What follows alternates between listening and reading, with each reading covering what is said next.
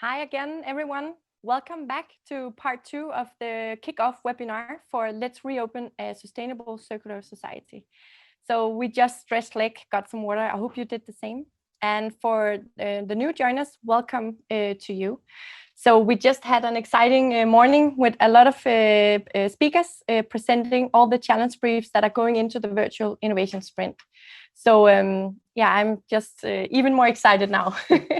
And I can see the chat is very active. So for this part as well, just engage as much as you can in the chat. Ask questions directed to one of the speakers. And the slides will be shared with you afterwards. Yeah, we can see you. You're with us in the studio here at DTU Skylab, where we're placed right now. We will record the sessions, so these will also be available after the event. So right now, I would like to highlight what we are waiting now. So as I said, we just had the part 1. Now we're going for part 2. And that is where we get the experts from universities on stage to present circular economy as a concept. What does it entail? And look into which frameworks and methods and tools is already out there for us to use now. And then best practice examples. And also it's interesting that we're having a lot of different universities joining. So it will be, yeah, I will show that later. And with me here, I have Marie. So we're co-hosting today. So yeah, I'm sure you're also looking forward for the next session we're having now. Yeah, we had a great start before lunch. What's really nice for us sitting here in the studio, of course, we're going to have some of the guests joining us here and live transmitting from DTU Skylab, is also to see how active you are in the chat, because that's really when we get a grasp and we make sure that we put everything on the website that you have of questions and clarification, but also to see just the general excitement of the people that are onboarding and curious to join. Yeah. Okay, so just highlighting a little bit that if you're joining now and you would like to be a mentor, because we have an audience full of different profiles, we still have a spot. So just contact either Analia or Jesus for joining to support the teams throughout the virtual innovation sprint. And for the newcomers, again, just showcasing our website. All the information can be found there, and the slides and the videos will be found there under the program site.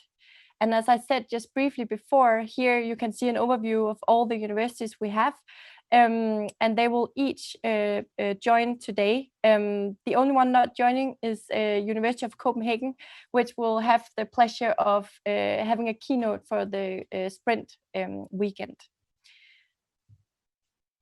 So when we're finishing with this session, you will have an extended toolbox of methods and tools that you can use throughout the sprint. And again, engage in the chat. I've said that already. Direct the questions to the speakers. And we'll also take some of the questions in the studio here. So that's an introduction from us. So now we're happy again to welcome someone in the studio. Not in the couch for now, but we will welcome Jason Lee Ying from DTU Entrepreneurship Center.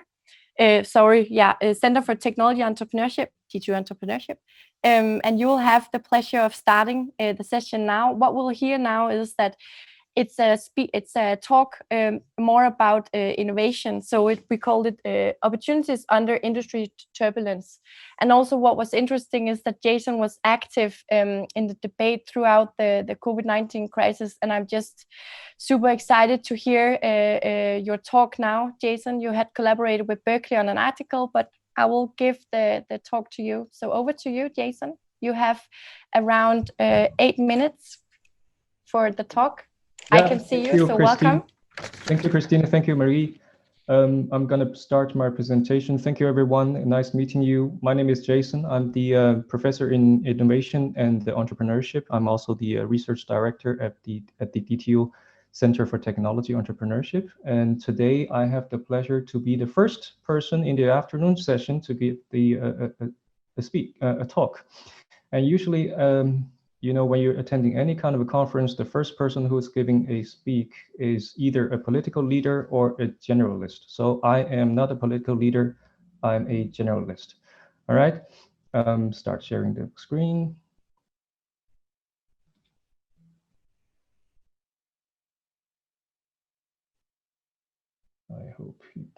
I hope you can see the slides right now. We can. Yeah, I'm turning it into full screen. I don't know. Make it in presenter mode. We can see your slides. It starts right now, right? Yeah, we're seeing the wrong display. We can see your next slide, but. Yeah. Oh, okay. Go to the top to display setting. Go to the top with display setting. And swap. Okay, good. Now it looks more beautiful. Right, this is my pleasure to have a talk to this Reopen a Sustainable Circular Society. And there's a reason that why we're reopening, because we used to be closed for quite a while. And the reason why for being closed is because of the COVID-19. That's why I'm gonna give a small talk about how we're gonna navigate opportunities for innovation and entrepreneurship under this situation. I will start with some theory, a very simple stuff to understand. The Joseph Schumpeter is the funding person of economics for innovation. And his seminal work in the 1930s already laid out the two fundamental mechanisms for innovation. And this is so true and is so interesting and important for us to understand the basics of innovation and entrepreneurship. And he said, basically, there are only two types of innovation in the society. The first, they call it widening. It's the Mark I. That is usually created by startups or small companies. And this is characterized by creative destruction. Imagine and think about these startup companies who started the business, Microsoft, the Google, whatever. They are all started by looking into the market. There's a new opportunity, there's new technology. They're going to destruct the existing market structure, right? So this is innovation to disrupt others' market. And then there's the second type of innovation, that's what we call a deepening. That is mainly done by the accumulative knowledge and resources created by large companies.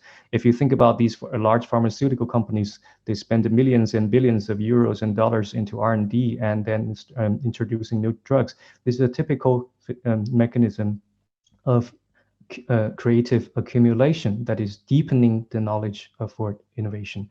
Then actually, deepening can also lead to potential cannibalization of their own market, because you are deepening the knowledge, you are creating something new, which probably eating up your existing market. If you look at the entire industry right now, it's just a continuous evolution between widening and deepening, and then creating opportunity for widening again, then it keeps going on, right? Okay, that is relatively easy to understand. And this is the first dimension I'm considering. And then this is and then I'm going to add one more issues here. But before explaining that, the fundamental mechanism why companies and individuals are taking innovation, they are basically based on two fundamental reasons. One is what we call it slack, meaning you have too much resources and you can afford explore new opportunities. But quite often, managing innovation is also under the pressure of crisis. When people are under crisis, the only way to get out of the crisis, to get out of this fierce competition, is actually to innovate. Now we're actually focusing on the crisis management. Here, the biggest crisis is coronavirus. When we look at the media, business media, we see a lot of anecdotal cases, stories of how companies are doing new things under the corona situation. And I came out with this new framework, putting everything into something that is more easy to understand. It is also becoming a tool for us to understand, not only as an analyzer, but it can also be an idea creation tool or mechanism. So the first dimension I already explained before, that's the distinction between the creative destruction and the creative accumulation, right? And the second dimension, the x-axis, is basically you look at is there any change the corona situation is affecting the industry's upstream supply chain? Or on the other hand, is it affecting the downstream market value chain? Now, then we have 4 different situations. And look at the top right corner, we call them the option makers, because the downstream market value chain has been changed. Customer wants something different. Customer usually want to have something else, but now they're not buying anymore. They are not buying as much as they had before. So your opportunity is to create new options. You are transacting new options with the customers. Some examples here, some software companies are taking this opportunity to give free license for a limited period of time to get as many customers as possible, giving them options to choose to buy later or not. A lot of airline companies are saying you can book the tickets, and then you can, if it's canceled, you got vouchers to use within a year. Then you can decide whether to get money back or not, right? And the company's Dragonfly is a drone company and has been developing very advanced industrial drones. And during the Corona situation, they just found there's a need for having surveillance functions for the government or health authorities. They added some kind of new sensors, a temperature sensor, image sensor. They can fly around to see, is there any people who's having fever still walking around on the street? This is one of the new options provided to the customers. Rubedo System is a small company that is making a new products that is kind of a robotic device to do sanitizing in different places. They can be used in hospitals or schools, but it's just a joint combining in existing technologies. And then on the left top corner, we have the newcomers. These are the industry players. They used to be in different industry, but now they see the situation, then they can jump into the a different industry here. So for instance, Dyson make vacuum cleaner, but if you think about vacuum cleaner and then they are using the same technology to make a ventilator, a lot of distilleries, they make alcohol, but now they immediately change their production into making sanitizer. Mercedes-AMG, they have a technologies, they immediately use their technology to make a CPAP devices, and then they spend only 100 hours from the first times of conceptualization to the first time production, right? These are the examples of first a quick new coming into the existing market. And the bottom left is the reorganizer. A lot of companies have to reorganize their value chain to address the problem. And the bottom right are these companies or organizations who are not directly hit to their financial performance immediately, so they need to consolidate and keep investing. And these are a lot of universities are the good examples here. So these are 4 different types, and then this also requires different kind of capabilities. And then for the option maker, you need to look into creativity. For the newcomer, you need to pay attention to agility. For a reorganizer, you need to consider how to be resilient. And the consolidator need to strengthen your R&D, consolidate your alliances, also secure public and private funding. So these are the 4 different types of strategy the companies have. This is quite easy to understand. When you are going to help these challenge providers, the sponsoring companies, my suggestion is don't jump into solutions too quickly. You should ask 4 questions within your team, probably in a good dialogue with the sponsoring company, to say, hey, what is the immediate situation you think your company is positioned? Does it fit into any of the box I mentioned before in framework? Or do they actually don't have any strategy? Or actually they're taking multiple strategies? And then here you can, and then hold a second, take a breath, and ask the next 3 questions. What about the customer suppliers? The customers and suppliers, what strategies are they taking? And then the next question, what are the horizontal partners doing? And the same question for the competitors. The combination of question 2, 3, 4 together, if you have a sound understanding of that, you are being able to define the new normal of the industry after the COVID-19, which will probably have a long-lasting effect. Then you go back to revisit what kind of a strategy you are supposed to take. This is my short presentation here. Thank you.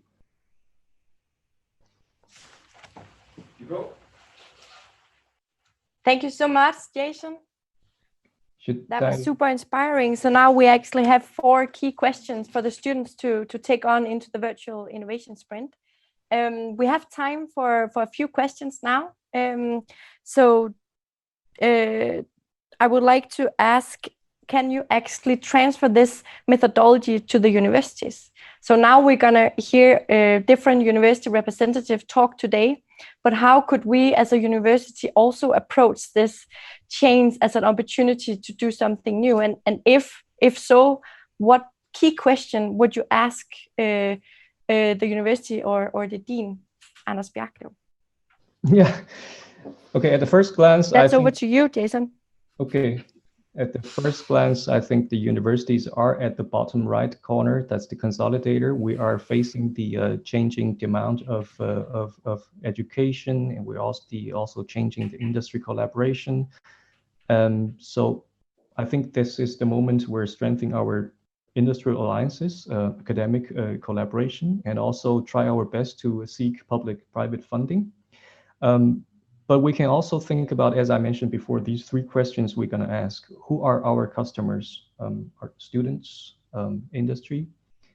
What will be the fundamental change of our customers after the COVID-19? I know a lot of companies, a lot of teachers are changing the classes online, and some of them thinking this is the one-off thing, and the next semester is going to get back to normal. Industry wants some specific stuff. We are just helping them one-off time. It's not so the demand of a mask, for instance. What about designing some sustainable products and decomposable materials to produce new masks? How to collaborate with industry to do so. But don't take it as, you have to ask yourself, is that something, this kind of a change is just one-off change, or it's actually long-term change? And assessing this is a critical step before we decide moving forward. I don't know if it's a clear answer, but this is just some of my thoughts there.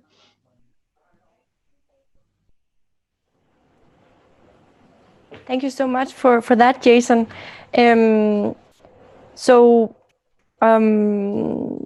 One more question. Sorry, I just lost it there a little bit. It's been a long day. I have a question more right for you, after Jason. lunch. Yeah. So I saw that you were very active during the COVID-19 lockdown in the debate going on. How important do you think it is that researchers are engaging in such an event and debate as we saw, and which is going on already? Yeah, okay. I think for researchers within university, especially in any of the relevant engineering or technical domain, that can make a direct impact on, they should definitely take this opportunity. For instance, technology used for ventilator technologies used for making vaccines or testing method, etc. Unfortunately, I'm that kind of person. I don't have this kind of domain. I'm a professor in a management discipline. But even though, I think you can still take the responsibility to disseminate some credible information to the society. So I would say researchers take this opportunity, especially, I think that a very effective way to do so is looking at relevant funding opportunities to apply new research projects that's addressing these grant challenges. Thank you so much, Jason. Yeah. Thanks for taking the time to being with us. And we will continue now. Yeah, thank you. And first of all, before I introduce our next speaker in the studio, what we're going to see now is a lot of Danish universities joining us, but it's a global event, and all the information that we're having here, we would like to share with everyone as much as possible. Also try to be active in the chat as much as possible. directing your question to the speaker. So let's continue in the program. So now I'm super happy to welcome to Magaloon in the couch. Please join us here. It's super good to have friends within the room now. We've seen them on screen here. So so welcome to you, Professor at DTU Mechanical Engineering at the section for production and engineering design. So super happy to have you here. Nice to be here. And you have 8 minutes, and Great. we'll let you know when you have 1 minute left. Yeah. Better be quick. So it's really nice to be here, and thanks for the invite. I've been following this morning, and I've been extremely impressed. What I have for you in my small pitch is maybe a segue, a wake-up call, and some good news. So first, the segue. There's been many conversations this morning about the Sustainable Development Goals and what they actually are and what they mean for sustainability and reopening. So what I want to do is to take the segue from the circular economy goals to, the Sustainable Development Goals to circular economy. So basically, the good news is that on all sorts of international measurements, Denmark is #1 in the Sustainable Development Goals. So we can just sit back and relax, right? No. So here comes the wake-up call. There's one particular of the SDGs which we are actually doing pretty bad on. And that one is number 12, which is responsible consumption and production. And in fact, I think we should color it red. And the fact is that all of the world is doing pretty bad on number 12. We're simply not managing to decouple value creation from resource production and consumption. And that is basically the segue to circular economy, because circular economy is one way of trying to achieve that decoupling of us feeling great value and resource production and consumption. So the wake-up call continues. If we look at the industry in terms of any type of product, consumer products, let's take a telephone or the electronics industry. The World Economic Forum actually estimate that this is the largest growing waste stream in the world, both in terms of volume, but also in terms of wasted value. And in fact, you can see here from the figures, 44.7 million tons of waste are generated globally of e-waste. The good news is we're recycling 20% of those in a responsible manner, means that we're not burning them on a field somewhere in a country somewhere, but 80% is not being recycled. But there's an enormous potential market-wise. Now, if this is an interactive session straight away, live interactive, I would ask how much of 1 ton of gold ore do you think you can get gold out of? But I'll give you the answers here. So from 1 ton of gold ore, which goes into our electronics, so we're all walking around with gold in our telephones, for example, we can get 5 grams out of 1 ton. Then if you look at how much can we get out of electronic waste, so we take the printed circuit boards inside our computers, our telephones and so forth, we get 575 grams. That's 115 times more gold out of electronic waste than out of ore. So if that's not a reason to look at circularity, I don't know what is. But you've also been talking about plastics this morning. So let's take that as a second example. Plastics waste. If we continue going on with plastics, producing the amount of plastics waste that we are producing today, by 2050, we'll have more plastics in the oceans than fish. That's not good enough either, right?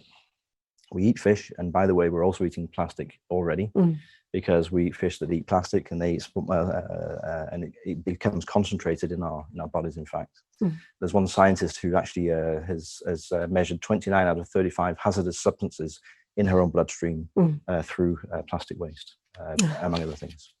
So again, the nice thing is that we have focus on this. The Innovation Foundation here in Denmark, together with McKinsey, have done a nice report called the New Plastics Economy, which is actually sponsoring research projects which are going on just now, are just starting up just now. So there's the opportunity. And then there were some questions this morning about what is circular economy. So there's many different pictures of the circular economy, and the butterfly diagram is often used. I'm going to show the first half of the butterfly diagram as Philips Electronics actually draw it from themselves. It's the technical cycle with a number of cycles. But first, what is circularity and what's its opposite? Its opposite is linearity. So the world we've been living in the last many, many decades is this linear take, make, use, dispose, or waste. And circularity is basically trying to close these cycles. So the examples I just showed you of the gold and the plastics, they fit on the recycle or parts harvesting of this part of the cycle.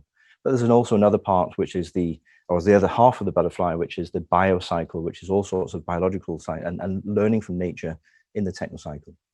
Again, McKinsey and now the Ellen MacArthur Foundation see that there's 1.8 trillion euros per year potential in shifting to a circular economy. But it's not all about recycling. It's also about different ways of decoupling our value creation from resource consumption. What I want to show you now is the ways in which we can actually start to look at that. We've had a research project going over the last 3 years called Match.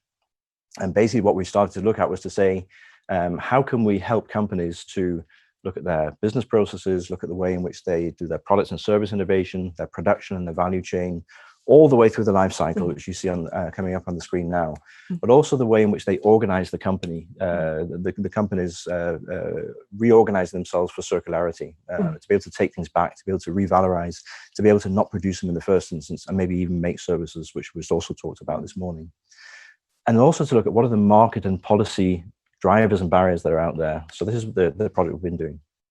What we did was to make a tool, and you give something, you get something. And this is basically for companies, all different sizes of companies. We have 174 companies who we've tried this on so far.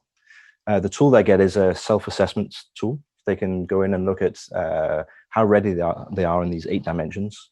They see their strengths and their opportunities. The strengths in this example are green and the opportunities are gray, which means where they're not very ready. They can get a readiness profile. They can benchmark themselves between different business units, but also across different companies anonymously, but within the same branch. And then they can get some help to transition through tools. And what we've got out of that is to anonymously measure the readiness of not just the Danish, but the society, the industry society that has been willing to take part in this project. 174 companies, as I said, and we can get the data. And I'm going to show you for the first time ever, actually, how well it's going out there from these companies. So these are self-proclaimed interested in the circular economy, 174 of them, 540 people. These are in the relevant sphere of people we're measuring. So the best areas are through, and I can't see it because it went off the screen. If you could put it down, thank you. Yes, service support, technology to monitor products, and then strategy. So IoT and digitalization is really big. And a lot of companies are focusing on that. The second place is companies designing and developing products for circularity, and also reorganizing themselves. Not quite as ready within the industry sector there. And the lousy last place is to look at new opportunities in the value chain, looking at take-back systems for our products, considering the market opportunities, and very few of them looking at the policy implications or understanding the policy implications. This project, by the way, we're doing together with the Danish EPA, and they're extremely interested in seeing what the barriers are. So we'll be doing a workshop together with them as well. Now, the good news, which is the giveaways, which I'm going to close on now, is we've trialed on this Match project, but also another Nordic project with over 70 companies. We've been creating methods and tools over the last 3.5 years, and they're all freely available now for you delegates in this project, in this program. It's very easy to access them. We've had a number of workshops also in here in the Skylab, but also in the companies on the right-hand side here. And we have many different companies and consultants and think tanks and agencies, members of these trials. So that we think they're pretty well tried and tested. What we have here is a list of, or a collection of over 90 tools on the Match website. And if you go onto the Match website, you just simply need to log in to get access to them. So you give your feedback, and what you get is access to these tools. And on the Circuit website, we also have many tools there, but also 6 workbooks, which can help all the way from the business creation through to the product development and the take back. So that's hopefully a nice resource for you on this program here, fully available, and do write to us if you need any help in coaching with those. We have a couple of events over the autumn as well. That's how we're, from our university side, doing an action research-based project, both helping with tools and techniques, but also actually gathering the data and seeing where do we actually need more research and more help in collaboration with the agencies. That was it. And I think on the last slide, you may see some links to the websites, but of course, you're going to get these later. Perfect. We can also add it in the chat, and you'll get it later. Thank you so much. You're welcome. That was super inspiring. Very consolidated. We have time for one question. Do you have time? I do. Super. So you've been in contact with a lot of different companies. So you mentioned 174 in the CE assessment.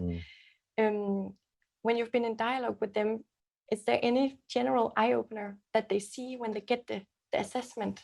Yeah. So one thing is the number, but the experience they get out of getting the picture. Yeah, and I'm glad you asked that question, Surprised Christine, because that's really important. The number is just a number, right? Yeah. That's for us, the stats. Yeah. For them, it's the possibility to open their eyes and to go into dialogue. Yeah. Some of these companies, and the match tool basically is, the idea is that you can invite colleagues to go in, and the more from the same company that are actually doing their assessment, the more trustworthy the data are. So some companies have actually used this as a vehicle to actually start to reorganize. Yeah.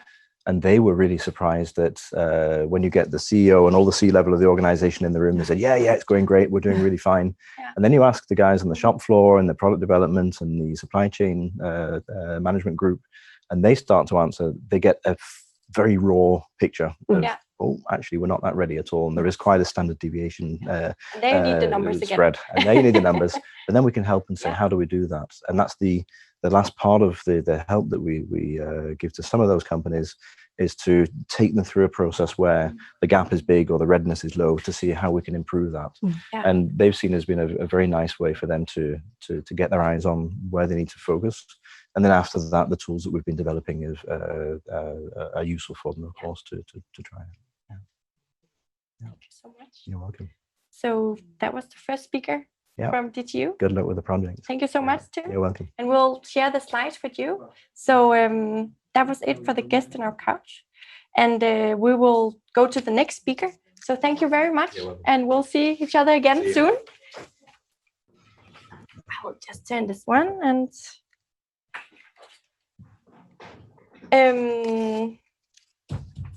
so all the links. So what you saw here is really a big toolbox that you can access. You just need to give away your email and you have a bunch of different tools that you can apply, plug and play right now.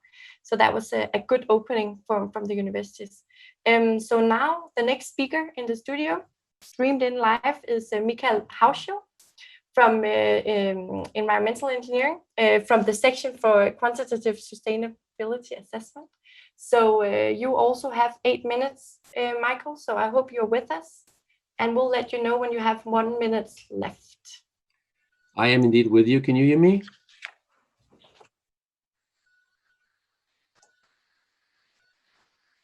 I need to know if you can hear me, and you can see my screen with my presentation. Okay, that's super. So thank you very much for having me here. It's very interesting and very important activity, for sure. I mean, we need definitely for sustainable development, really to shift the focus towards circular economy and sustainability more broadly, to have a chance of meeting the climate targets, but also of achieving the sustainable development that's specified by the Sustainable Development Goals. But I'll still like to take perhaps a little bit sobering perspective here. So really looking into circular economy and say, well, you know, we need to get beyond just the hype and see, is it actually more sustainable, and when is it more sustainable? What do we need to look at to make sure that we make something that's better and not just different? So I'll skip this slide quite quickly because Tim actually introduced it. We didn't manage to coordinate this before. This is the Ellen MacArthur Foundation's version of the butterfly diagram. But Tim made the point that there are these different strategies that we have for closing the loop. We have the product life cycle going vertically here from the top to the bottom, the different stages of the life cycle.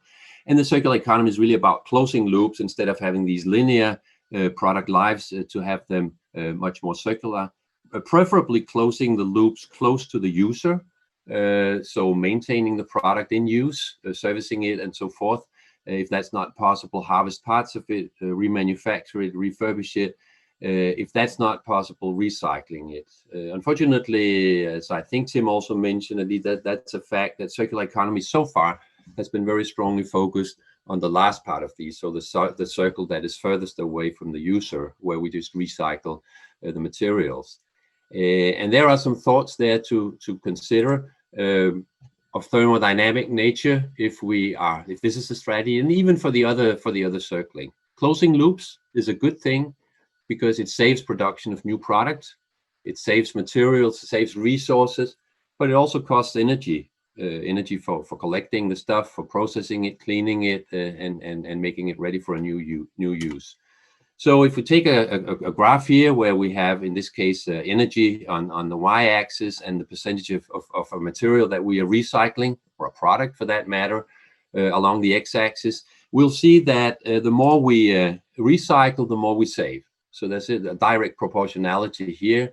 For every ton of gold we manage to recycle, we save the energy associated with producing a new ton of gold.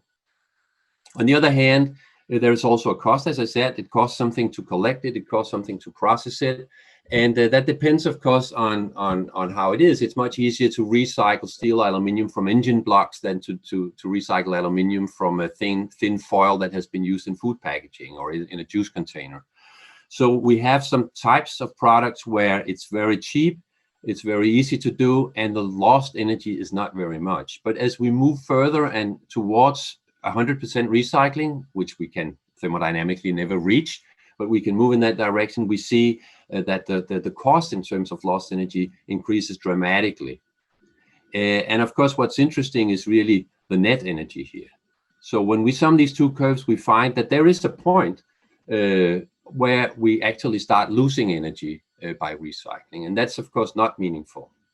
It could be meaningful if we have a scarce resource or if we have some serious environmental problems associated with producing the new resource, but you could make exactly the same type of graph for different types of environmental impacts. So this is energy is closely related generally to climate change, but you could do it also for pollution with toxics, other substances, loss of non-renewable materials, or in the end, loss of biodiversity even.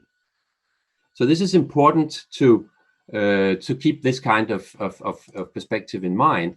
So the question is it really more sustainable? If you want to determine if your solution is actually more sustainable, what you would like it to replace, then you need to reveal this kind of problem shifting and trade-offs. So you need to look at the whole life cycle of your solution from the cradle to the grave. It may be that your solution is beneficial in some parts, but the alternative that it replaces is beneficial in other parts. So you solve some problems in one location of the life cycle, but inadvertently create problems in another part. And in your comparison here, you need to look at the whole life cycle. And you also need to look at all the potential impacts that it can have. So there's a lot of focus on climate change now, of course, but there are many other types of environmental impacts. And there's also social impact. So we have the total range of sustainable development goals, where many of them are societal or related to our prosperity. And you need to consider all of these and to make sure that you have not overlooked something if you want to go out and say it's actually more sustainable. And we're, of course, as a university, training our students in this. The second graph with the SDG assessment along the life cycle of the product is taken from a manual that we're teaching bachelor students at DTU. All bachelor students get through this from starting last year in the Science Philosophy for Engineers course, Ingeniørfagsvidenskabsteori. So this is very important. Another thing is, of course, also whether it is sustainable in absolute terms. So one thing is if it's more sustainable than what it's replacing, but is it actually good enough?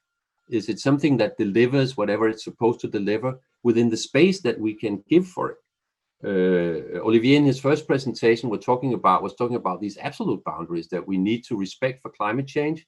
We need to have zero carbon footprint of our societies in 2050.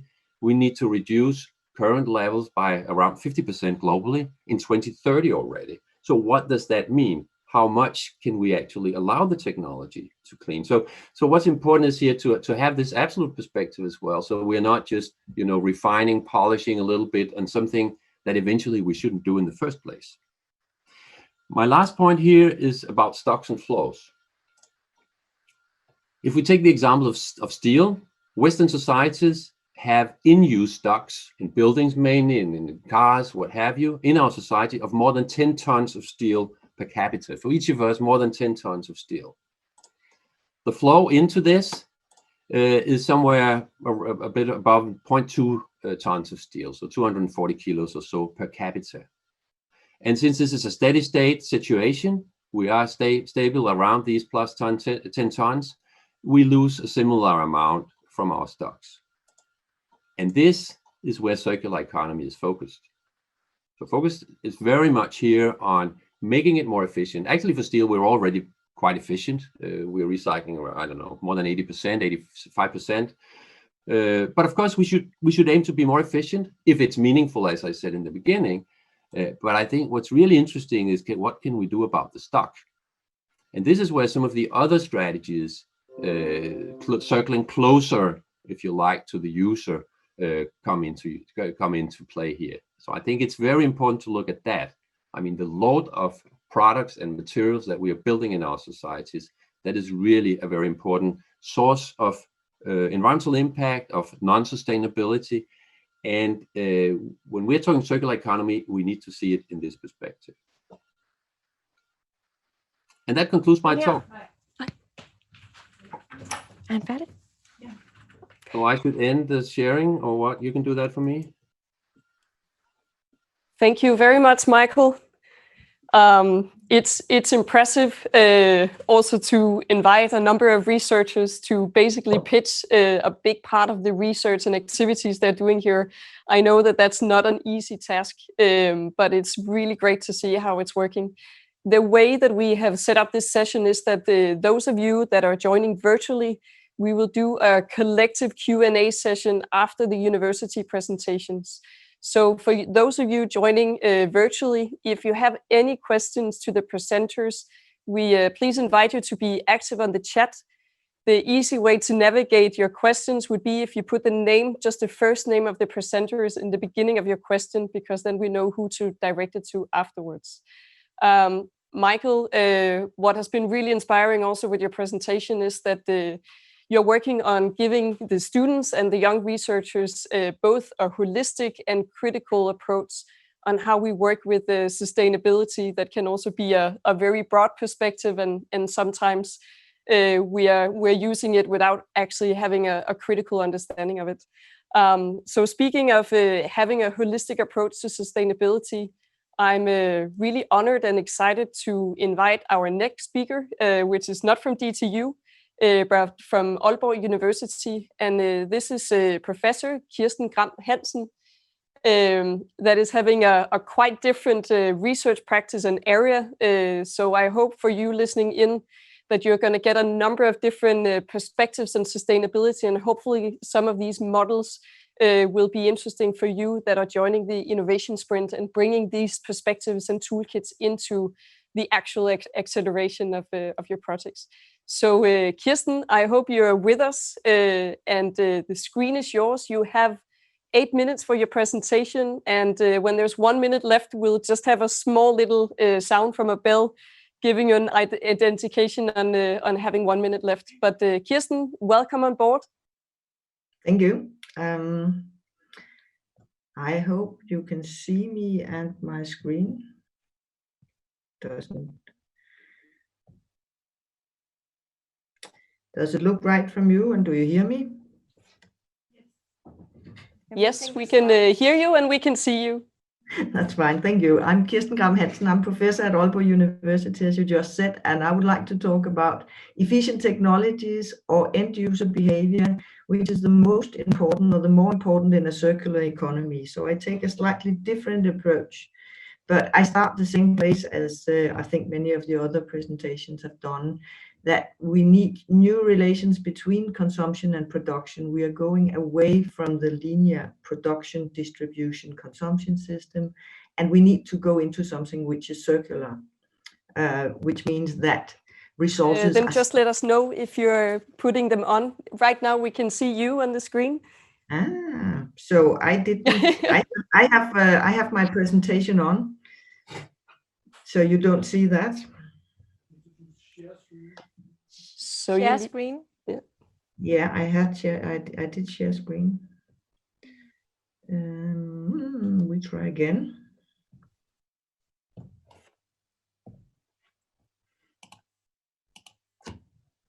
Somehow it's not working.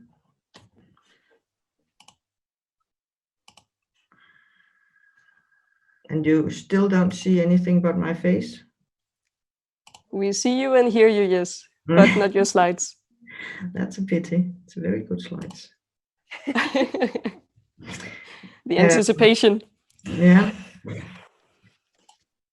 Share screen. Try again. There we go.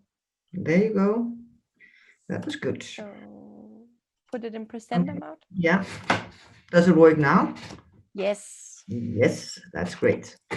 So just continuing from where I was, we are going into a circular economy, and I would like to talk mainly about energy consumption, which is a special case, but I think a lot of it can be interesting from other points as well.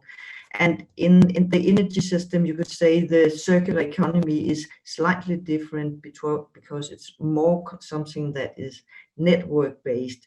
We will see in a future renewable system that production and consumption happens anywhere. So we are in a system where we have production and consumption mixed together, rather than the old system where we had big power plants, distribution, and then the end users just being passively. So what I show on this slide, now you see the slides, is that we will have in the future renewable system fluctuating production and rhythmic consumption.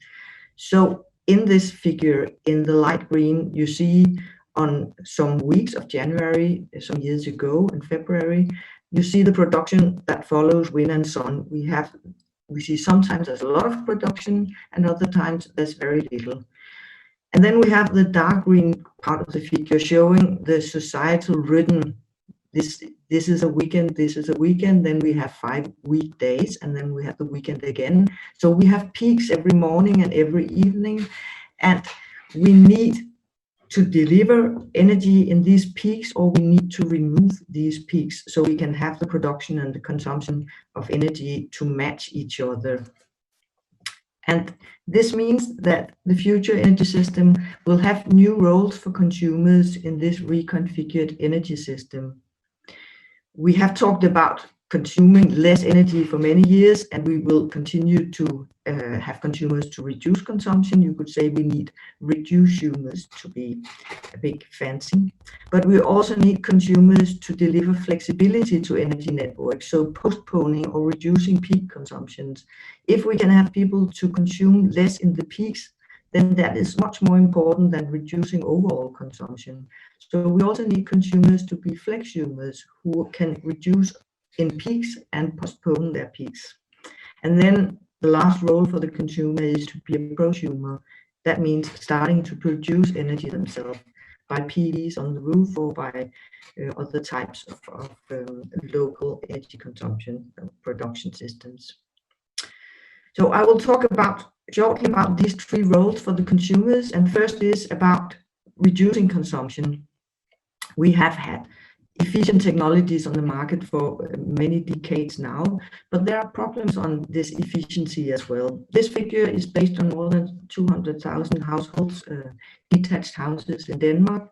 And we see all the A-labeled houses, they have in theory very low consumption, whereas the G-labeled houses in theory have very high consumption. This is the dark green columns. But if we look at the actual consumption, then we see that in reality, people living in old inefficient houses, they don't use as much as the theory would expect them to do.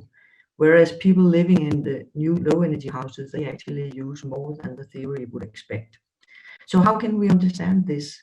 Well, this is about behavior or change in behavior, because people in the theoretical calculations, we expect people to behave completely identical in these different buildings, but people don't do that. If you live in an old inefficient house, you don't heat all of it in the coldest winters to 20 degrees. You put on a sweater, you only keep the rooms hot which you are actually using. Whereas in the low energy houses, which are actually difficult to keep at a very low temperature, it's much easier for them to be 22 or 23 degrees. And people, they like that, so they take off the sweater, they walk barefooted in the winter time and have higher temperatures. And this means that the technology, the efficiency of the home is actually influencing the way we are using the houses and the technologies. So the other... Siger du? Du har nu tilbage. The other role is flexumers. We need the consumers to be flexible, and we know that buildings can provide flexibility of some hours by preheating, but should the utilities or the households control it? Well, our research showed that we need smart home technology to be included in this, but we need these technologies to be developed so both consumers and utilities are involved in using and developing the smart solutions. Finally, the prosumers producing own electricity. What does it make for a difference if people produce their own electricity? Well, we see from our research that it actually do make quite a difference for people if they have PVs on their roof. Most PV owners, they start to adjust their own electricity consumption so it matches to its production, which means they put on their washing machines and their dishwashers when the sun is shining because they prefer to use their own electricity. And also a majority of PV owners, they state that they're much more interested in energy after obtaining PVs. So this is also an example how the technology is affecting how people are consuming in their everyday life. So what to learn for your technology development from these kind of research projects? Well, first of all, sustainable transitions, they need new technology, but it also need active users. And new technology should be developed with an understanding for how it will be used. So we need to know more about how the users will in real life use these technologies. And this also includes that we should understand that when users, they take new technologies into use, then they also change their practices. So the new technologies should make it easy and they should encourage to consume less, not encourage to consume more. So it should not be that the new technologies somehow make us not think about how much we consume, because that often ends up that we are actually consuming more. So that's it. Thank you. Well, thank you very much, Kirsten. Truly inspiring, the interlink between technologies and user behaviors, but also the complexity associated to it.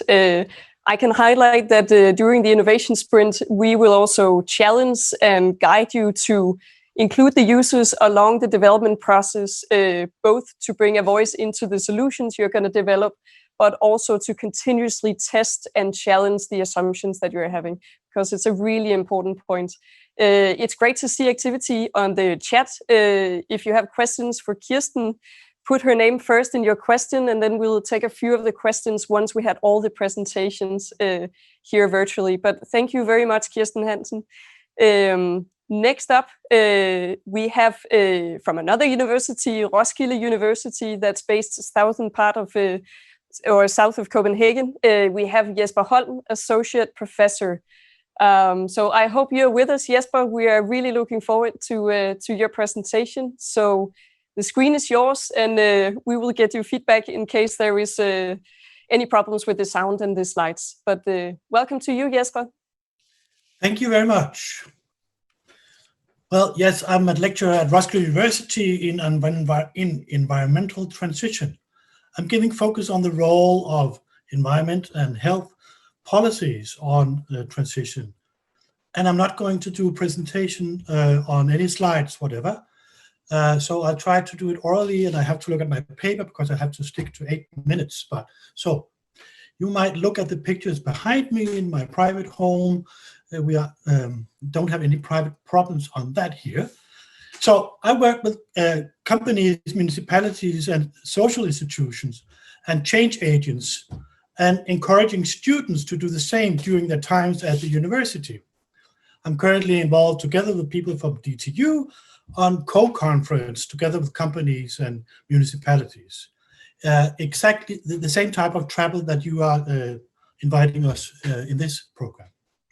So my area of research covers sustainable housing, as Kirsten does, tourism, and social inclusion for disabled, besides local climate change mitigation in Denmark. So you've been introduced so far on circular economy. What is that about? What is the role of companies and universities in companies? What is readiness assessment? But also life cycle methods and approaches to identify the role of us as consumers. This is embedding technology in everyday life, you could say sociological understanding of what goes on, as Kirsten just have presented. This is very beautiful, and I will build on top of this and taking another kind of angle into it. I tend to stick to interventions for circular economy that leave the choice and moral pressure burden on individuals out of sight. This is my effort. It doesn't always succeed. I fear this burden on us as consumers or individuals might be overloading us, and we cannot by choice make a difference. We have to deliver systemic changes, and we have to, of course, back this up. So this is my approach. So I'm combining technological interventions and innovations with politics, and how do they correlate? So how on earth may university and you as a student then make a difference here? I will try to encourage you to take an approach crisscrossing producer-user relations and resource areas or a spatial orientation, because as universities, we have the freedom and we have the option, well, even the duty to cross barriers such as sector compartmentalization or knowledge boxes or habits, path dependencies. This is the problem we are facing every time. I've been into this business and for like 30 years, and there's so many hindrances and barriers, and there's been so many innovative approaches like circular economy, cradle to cradle, life cycle system analysis, ecological modernization, environmental innovation, all these kind of things. It's beautiful. This is, leaving focus on the bads and let's focus on the positive options. This is also my business. Now, doing so, we might identify options for circular economy transition by taking a departure in business product user regimes. Like Kirsten mentioned, heating in housing and all what is in the chain behind that, or like farming, food eating, or cotton processing, clothes using. So taking approaches like this from transition theory, from a Dutch, Belgian culture, I've learned that as researchers and students, we may offer a multi-level approach that the actors themselves have heard the hard times to establish. So we might be the ones who might combine the difficult approaches seen from companies or consumers or local authorities. It might be smart, it has to be smart, of course, that you have your own interest involved into it. So where do you find yourself as a student? Here I want to make a change. Am I really engaged in food stuff or mobility or housing, whatever? This might seem very obvious, but very often we become alienated to what we're engaged in, and suddenly we are stuck in the hell of issues that don't really interest us. So in my own research, I've taken a turn into these positive alternatives. Where are the window of opportunities? Where can we find change agents? What's the role of policies? And where can we deliver technical or socio-technical solutions together with people involved? What might we learn then from success stories of radical innovations, radical changes that we've seen worldwide? This is a review study. Instead of inventing everything from the start, where have we seen radical changes going on and what to learn from that? And in this, I'm making, together with colleagues, of course, sustainable interventions in companies or in trades, institutions, and local areas, or efforts to do so. I'm not an engineer, so I won't give you any toolboxes of how to be smart on that. I'm sort of like a more social, technical, cross-disciplinary trained person. So the point of departure I'd seen students and researchers at universities having some successes with is to work with where in the socio-technical systems of food, agriculture, mobility, clothing, housing, are the big improvements again towards a circular economy, radical changes, sustainability, and where are the main hindrances or blockings. Either to have a look at a regime level or a niche level. This is transition theory informed. By the regime, we talk about the rules and regulations, but also the standards, technical standards covering mobility, covering tourism, covering clothing. So this broad level where trades fit in and consumer practices fit in and stabilizes, creates path dependency or a certain fixed type of way of doing things. Are there any change agents in the regimes? Are there, for instance, concrete circulation groups which are on the market? Are there anyone we can identify struggling to find a niche or struggling to find a way to give a pressure towards the regime? And might we as students or researchers join in with these and try to unsolve the barriers and try to engage and put a pressure on the whole regime? This is dependent on that it's quite advanced groups in technical innovations. And if not, we have to look at niches. This is the level where new intruders, new small companies or partners for change are doing experimentation on renewable energies or sustainable tourism or whatever. And here I found many students being very easy on and comfortable, feeling comfortable in joining in with people of change agents who want to create a niche. And as you as technical students or whatever might have a great say in coming with your knowledge and bringing it with energy. Half a minute left. So where I have found that some of these efforts actually really have made a change is in tourism. I've joined students who now have done that, made their own companies in ecotourism, but also on local change, on local climate change mitigation together with municipalities in making seminars with change agents there where there can be radical changes, but also social services for disabled on inclusion. So very different areas, but same type of approaches. Thank you very much. Thank you very much, Jesper. That was a fantastic pitch on time. We will await with the questions for the end. Please keep the chat active in terms of your questions to Jesper. I think one of the interesting elements was was also the multidisciplinary approach and thinking around the solutions that are needed. Normally here at Skylab, we would be gathering students across disciplines from different universities, trying to bring this holistic approach to the solutions.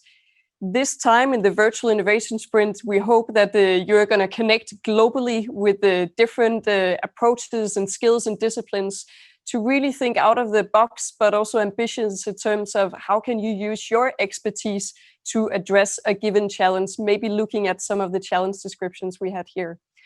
If we talk about sustainability, one element is the social dimension. Another element that we also have touched upon throughout the presentations is, of course, the environmental dimension.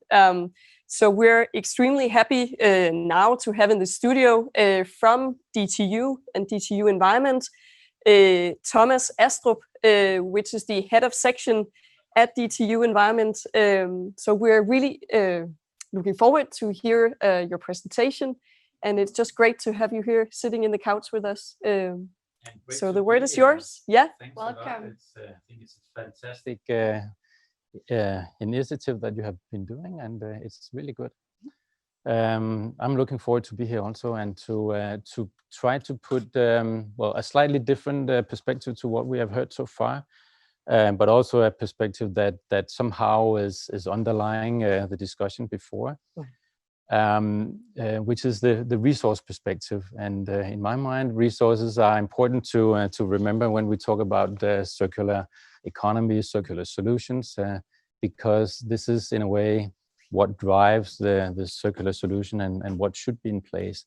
So with this little talk here, I would like to put some words on the challenges and also some perspective on the way we should look at this when making the right solutions, basically.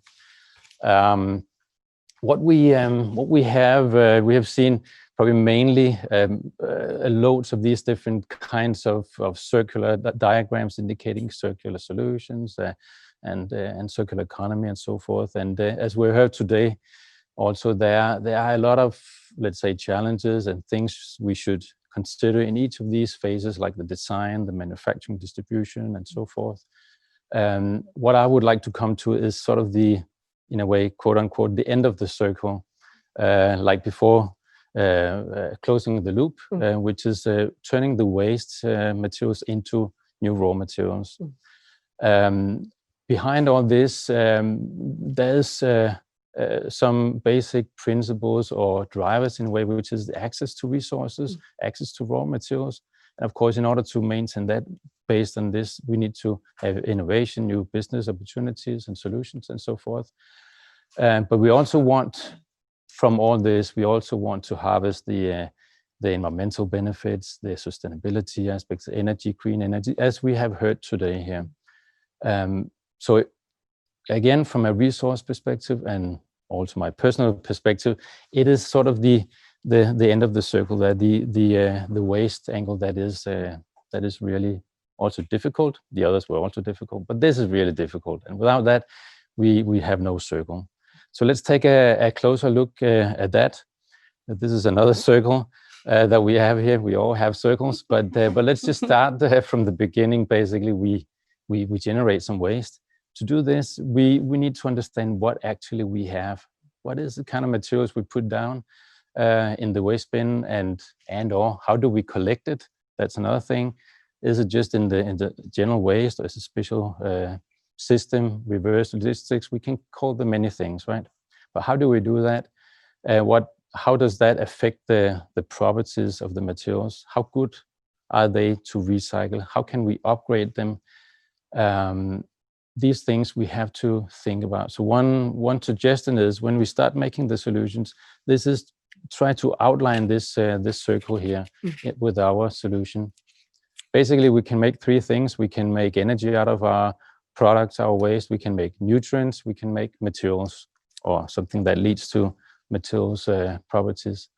And we can, of course, make new products out of that, and a wide variety of those.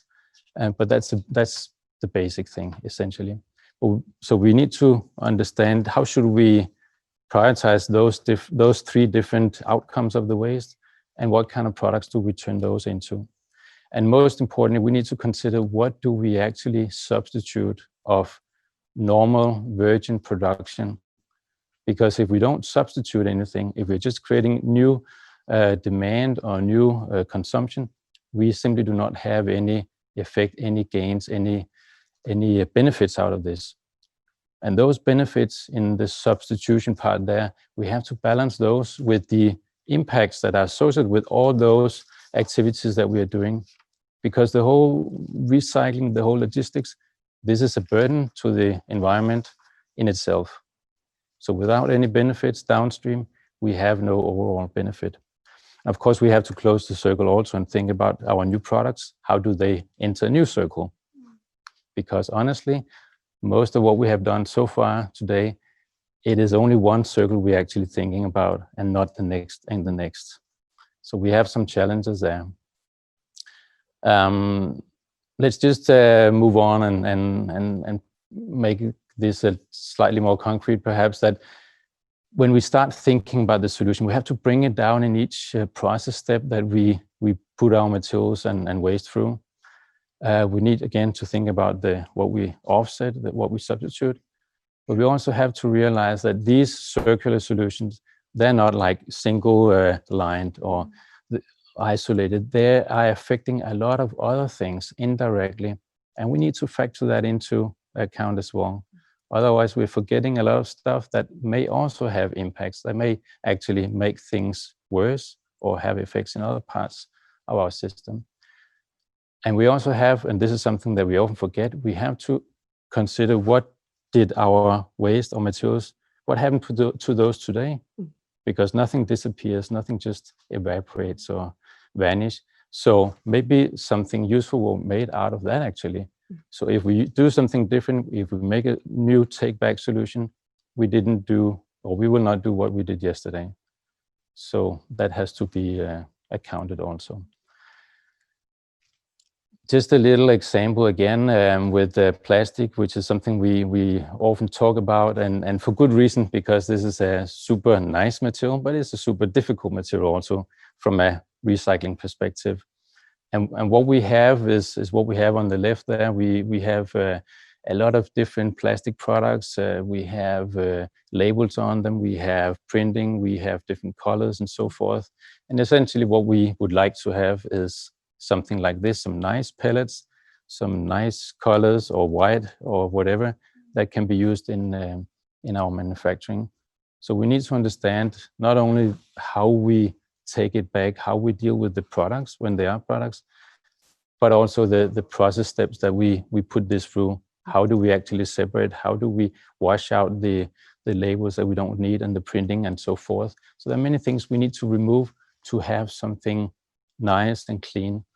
And this is another thing that we often forget, that waste, this is not clean as it is.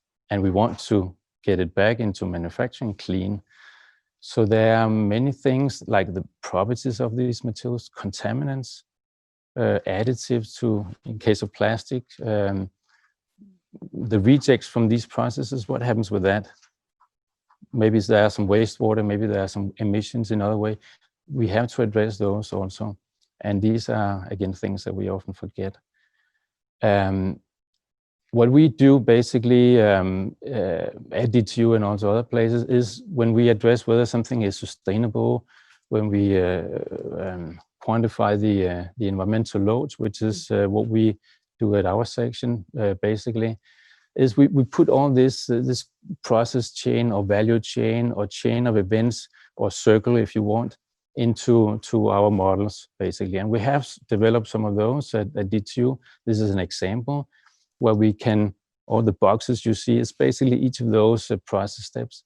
And for all that, we can, through that, we follow the materials, the waste, we follow the properties, we follow the chemical components until they end out, let's say, new products or in the environment. So we keep track of what happens. And if there's a impact somewhere, we can go back and say, okay, it actually came from this here. So maybe you could design your product a little bit better because this is actually a problem for us.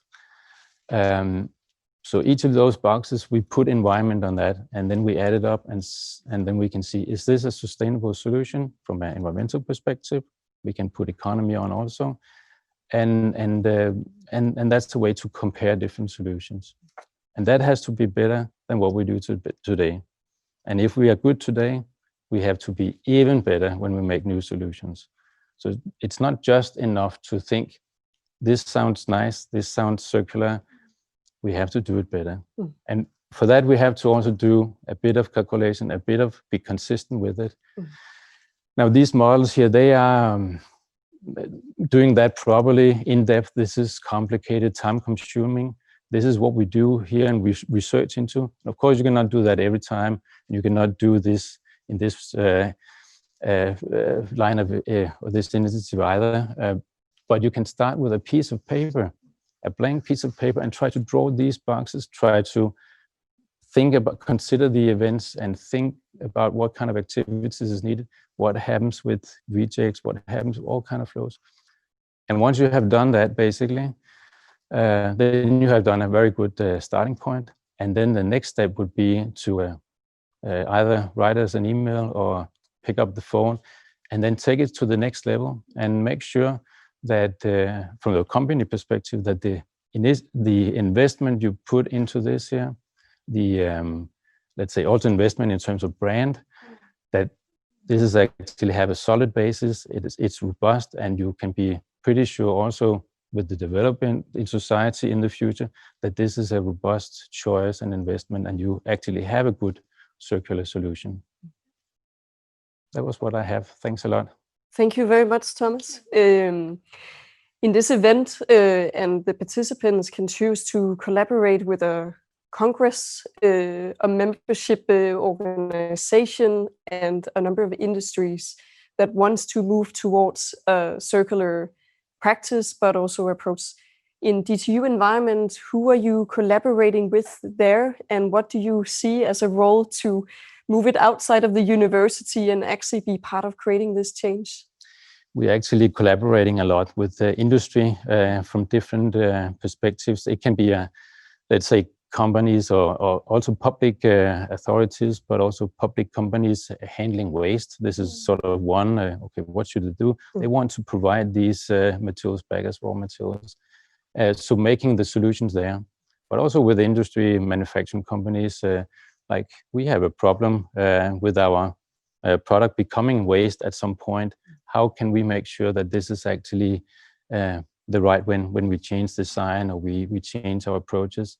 So I would say it's all across. It's both at we both focus at very specific individual processes like technologies. When, let's say, D2 or other universities develop those technologies in the lab or in pilot scale or in full industrial scale, as well as when companies do that. But it also is at a very high level planning perspective from municipalities or national governmental agencies. How should they design their system? Can I add a small reflection? Absolutely. We're on time, so let's have another question. You joined us in the couch, so you're here. I also see a theme. So there's clean air, clean water, clean cities, and now you mentioned clean manufacturing. So there's something about the quality in the materials when we reuse it. So we have Linear Group, and then we have Novo Nordisk. So they're working with waste, and their challenges is just about that. So if you should recommend them or the students, what should they do for the very first step going about understanding the challenge and then assessing a first step towards a solution?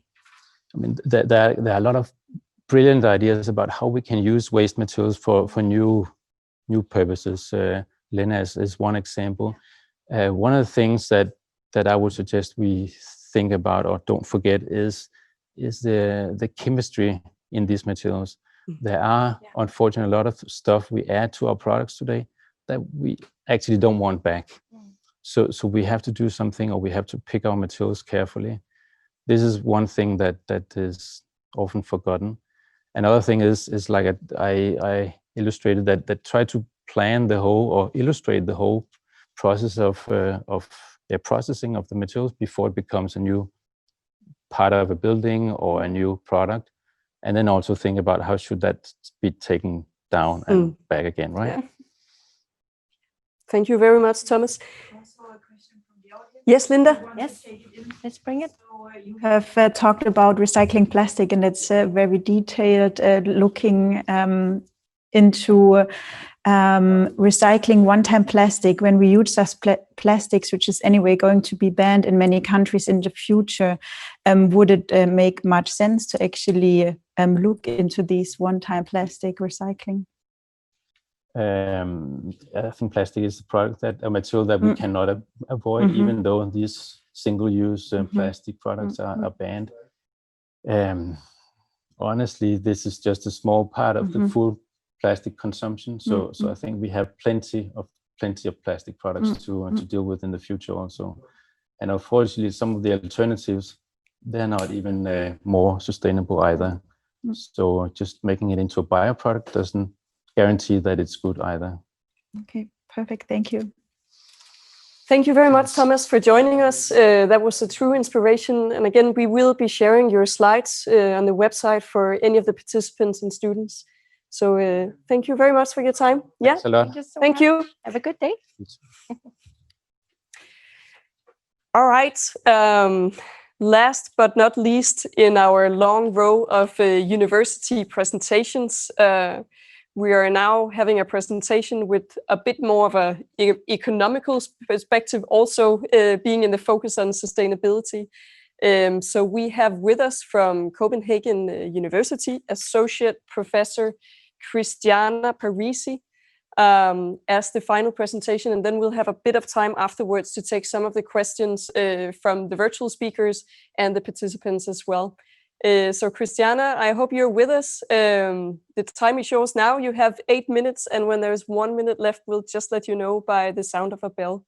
So we're looking forward to your presentation. Christiana, the screen is yours.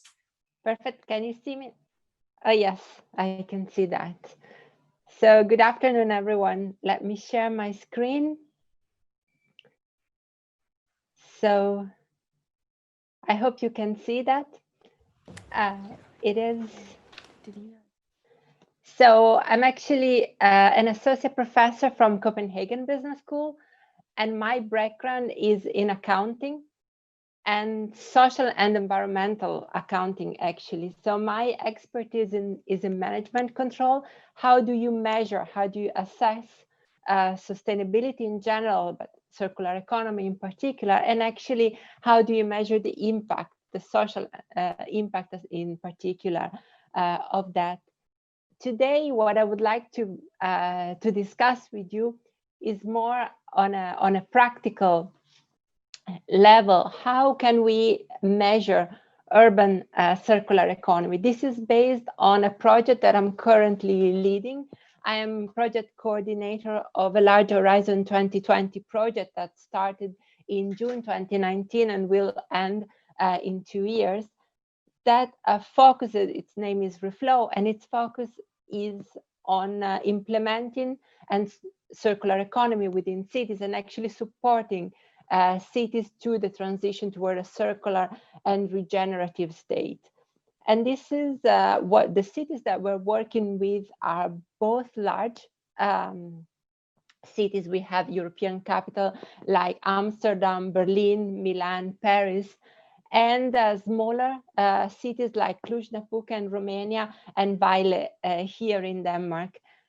So what I would like to discuss with you is actually some of the points that I think are relevant. I bring yet another field of research in the discussion, which is accounting, and I take the perspective from more of a meso level instead of a micro level as usually done within research. And I will start from a question that may seem banal in many ways of what is circular economy, but it's actually more complex than it seems, as we have seen today throughout the challenges and also throughout the presentation of my colleagues who did before. Circular economy has been the subject of many conceptualization. We have seen the Ellen MacArthur Foundation in 2019. They also issue a report on circular cities, but they focus more on singular elements. So, for example, how artificial intelligence supports circular cities, how are the other elements doing. However, even if circular economy is growing as a business construct, there's still very little research based on that. And there is also, and research is usually divided into small elements. So what are the implications of performance management, for example, what are the implications of technology? But there is a lack of research of how we can actually implement circular economy from a broader perspective, taking into account also elements, building blocks, you may say, that may be considered as trade-offs. For example, having a positive environmental result doesn't always mean having a positive economic result of your actions and so on. And in my research, when I was preparing the project, I was also, I must say, even more confused by the European Commission, who has a view on circular economy that is very broad. If you see, I just decided to copy paste part of the report towards a circular economy zero waste program for Europe from December 2014, but even the circular economy action plan that was issued in March this year is along the same lines. If you read what the European Commission understands as circular economy, you will see that it's focused on boosting recycling, preventing loss of valuable materials, in creating jobs, economic growth, creating new business model, eco-design, industrial symbiosis, zero waste, reduce greenhouse emission, measuring impact, and so on and so forth. It is hard to find something that does not fall under this definition. So what I did in the project, in my Horizon 2020 project, was actually trying to find and to define the building blocks and test how they can work together in order to support the transition towards circular economy. And the model that you see in this slide is actually based on the reflow vision of circular economy that we started with and that we are now implementing in our cities. You can find this in our deliverable that is online. I will give you all the tools afterwards. So the basic is actually the social value. We have a so-called human-centered approach, meaning that we would like to have, in our view, the citizen involved in choosing what the main element of circular economy, what the focus of circular economy should be, how it impacts them.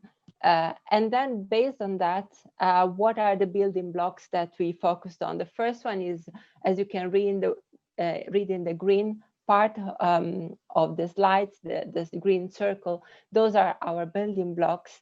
The business and society focuses on measurement, especially measurement of the social impact of the activities that are undertaken.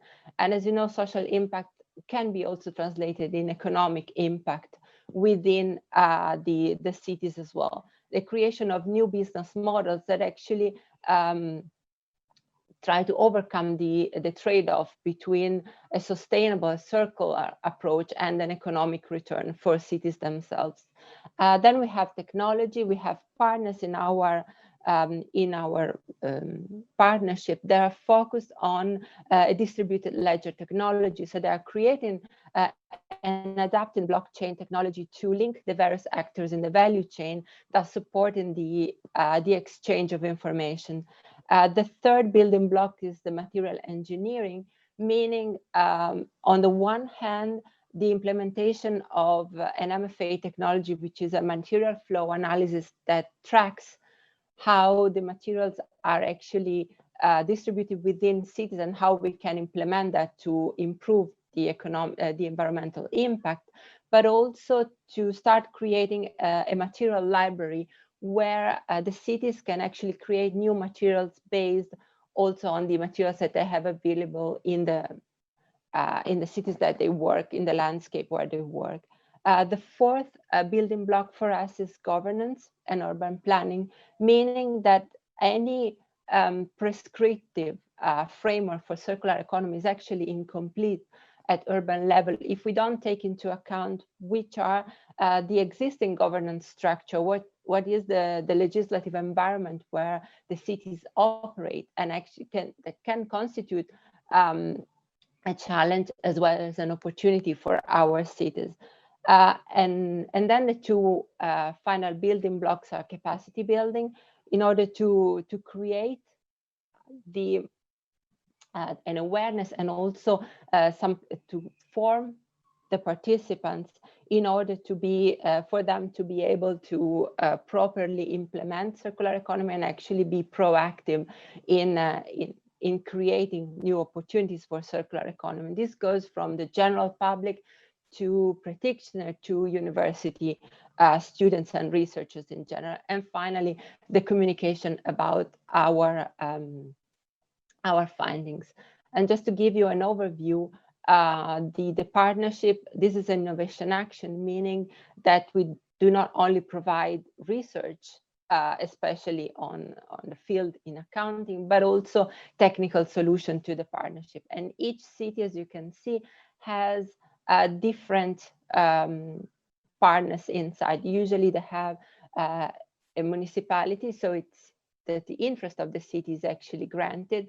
Small and medium-sized enterprise, they are building their business case and their business model based on our solution, and also Fab Labs and grassroots organization to ensure that citizens can actually meet and create innovation. And this actually resonate with what this morning was said about what Mariana said about Science City Lumbu.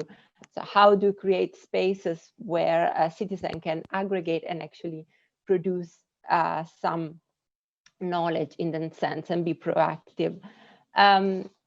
In our, just as a brief overview, in our project, each city given that it's a bottom-up approach, has decided which is the focus that they are facing, and what are the elements and the challenges that they want to pursue in their transition towards circular economy.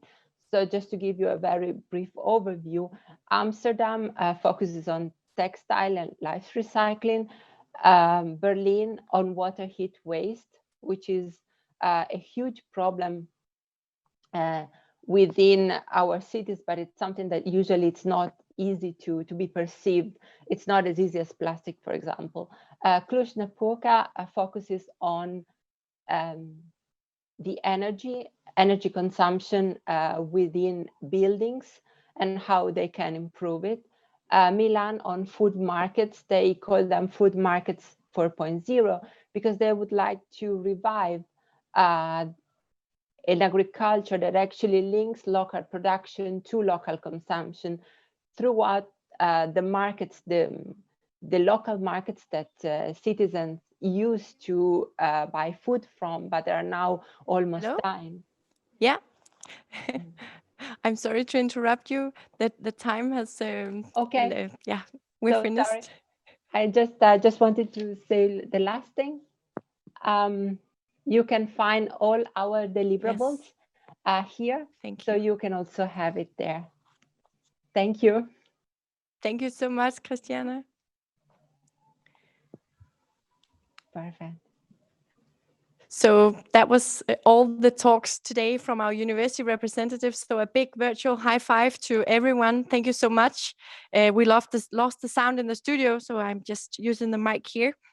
For now, we would just like to highlight a few elements, and then you can continue the dialogue in the chat. So yeah, I'm so sorry. We will take the question first. So we have some questions in the comments, and I have put some questions down as well. So should we start with a question from the audience, Linda? So I will bring it over to you. Yeah, okay. I'm apparently on the mic. So we have one particular question for you, Michael, with regards to the LCA's assessment coming from a startup. So that do not might have the expertise, time, or resources. Are there any good online tools and resources you can recommend with regards to the LCA assessment?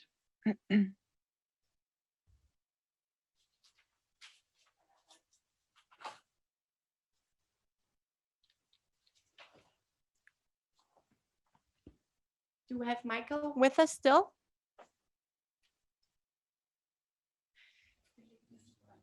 Okay, so can you hear me?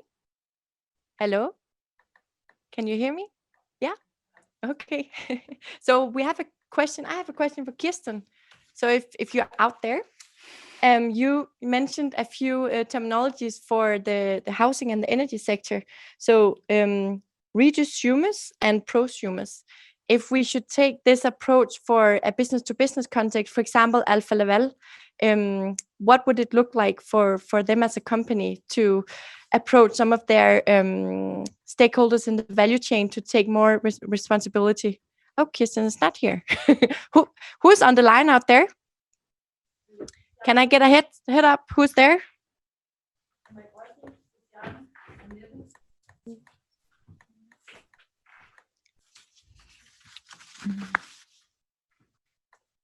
And Michael, is he there? Okay, maybe you can have a question for Annette.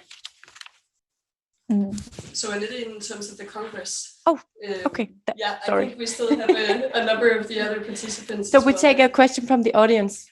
Yeah, that would be also both addressed to Michael or Kirsten. So if there's any other questions to the ones that are currently still with us, it is Jesper and it is Christiania.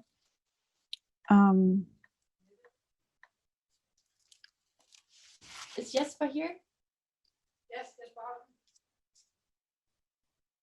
Okay. Yeah, Jesper. It's good that you're there. I have a question for you. So you mentioned systemic change and this paradigm change. So if you should take a systemic approach, what should, for example, the companies looking at waste, what should they do? So Linde and Novo Nordisk, if they want to go about a system change, what is key for them to look into? I would not dare to go into that case, but let's say within construction then, together with PhDs, we study circular economy from a systemic perspective on which new type of partnerships or network, research and development network, might be promising if the construction industry is going to lower the use of new concrete, which, because manufacturing of concrete is a high polluting industry, but it's also emittance of CO2 demanding. So there is this general circular economy strategy of lowering the use or reusing concrete. And a systemic perspective would mean that developers, architects, entrepreneurs would have to join in if efforts from the concrete industry or from the refurbishment industry or the waste industry would have any success in fulfilling such a demand. So some type of recycling within concrete have failed to reach the market, even though it's quite promising, as architects have failed to find it fancy to use, for instance. So it's not more complex than it's a question about crisscrossing barriers within the product chains, which actually is more than products here, but also is design. And also the ones who are taking care of the waste. When we talk about construction, it's specialized companies who demolishes buildings, who have a specialized technical, but also organizational approaches to that. And they're very important to join in. And also you would need to have municipalities to open to have, when you are refurbishing or you are deconstructing a building, normally you take all things down and drive it outside the city at a dump, and then you build again with new materials. If you are going towards a circular economy, you would need to have provision of materials locally, and also to tear down, dismantle, and might also want to work on it in order to reuse it. That would require permits from the local authorities, but also cooperation with the neighbors around. Things like that.